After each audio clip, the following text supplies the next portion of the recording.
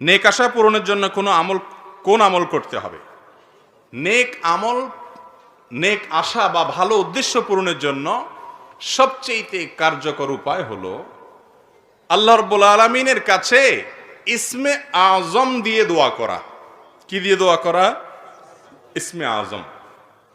ইসমে আজম কি, এ সম্পর্কে অনেক বর্ণনা আছে। একটা বর্ণনা এটাও আছে যে আল্লাহ এই শব্দটাই হলো ইসমে আজম, অতএব হে আল্লাহ এরকম বলে যদি কিছু দোয়া করে তাহলে কোন কোন বর্ণনা মতে সে ইসমে আজম দিয়ে দোয়া করলো। আরো ইসমে আজমের বিভিন্ন ফরম্যাট আছে, বিষয়ে আমাদের একটা ভিডিওই আছে স্বতন্ত্র, এটা দেখতে পারেন।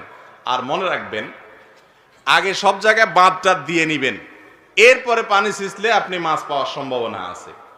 হারাম খাইতে থাকবেন, 2 নম্বরে সব কাজ করতে থাকবেন, আর এদিকে ইসমে আজম দিয়ে হাঁক ডাক দিয়ে দোয়া করবেন।